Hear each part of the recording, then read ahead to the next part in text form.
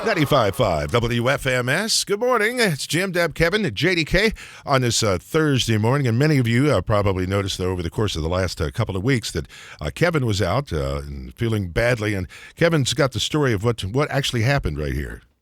Yeah, I had actually made two different visits to the hospital, but the most recent one was on Sunday. Woke up feeling, again, pretty bad.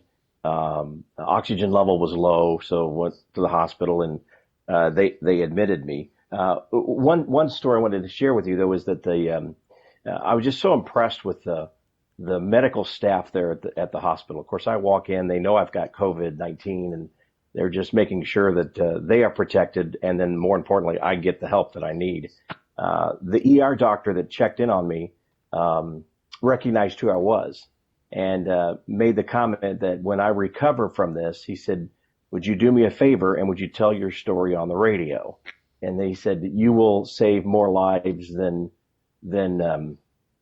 I can right now if you tell the story on the radio. And of course, I kind of laughed it off and said, "What do you mean?" He said, "Well, if you could just please tell people the importance of social distancing and not being near people, so they can slow the speed of this virus down." That he said, if you share your story, then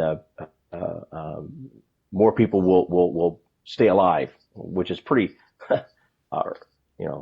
thinking that my little story could save someone's life. But they took me upstairs to the ICU. I was up there for a couple of days. Immediately, you're isolated. You see your nurse. You're assigned one nurse and one doctor.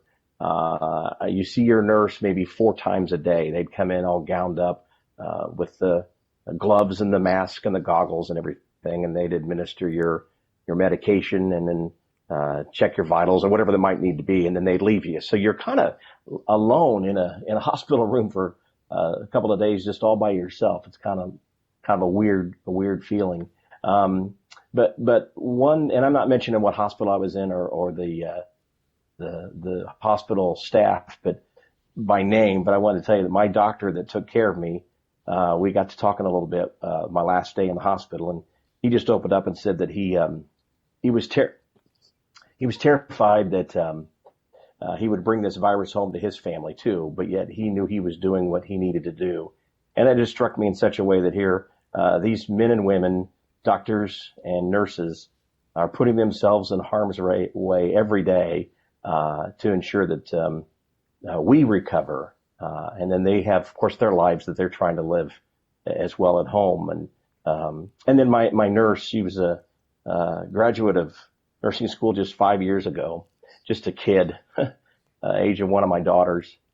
And she'd Okay. gowned up and wear a mask and come in and take care of me and then hold my hand for just a few minutes, just to give me that kind of human touch that you kind of needed. Her husband's a first responder too. And so, young couple, no kids, hope to have kids in a few years. But it just struck me to think that these type of people that are out there that are willing to put themselves in harm's way every day to make sure that we're healthy, we survive. And I'm just so thankful and so grateful for them.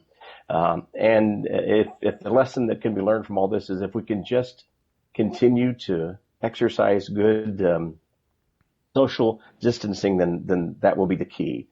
So that the people like my doctor and my young nurse won't be having to continue to put themselves in harm's way. But I can't thank them enough for what they did. And I know I'm just one of many stories out there of people that are recovering. And the good news is I am recovering. I'm on the medication that you've probably read a lot about in the news, and started feeling much better within just a few hours, a few days.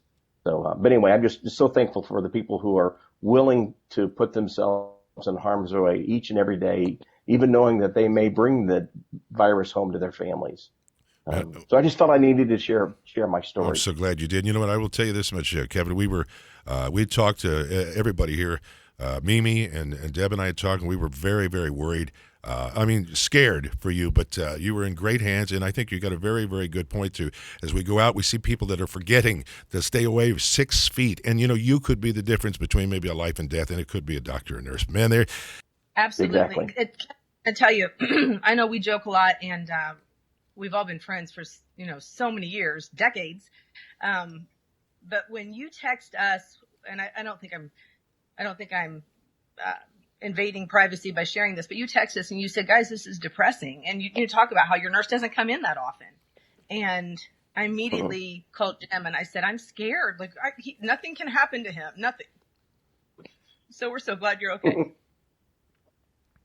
Well, we're very glad you're on the mend there. And again, thanks to the doctors and nurses. They're on the front lines. They're risking their lives. And we got to get this thing under control. So glad you're back, Kevin.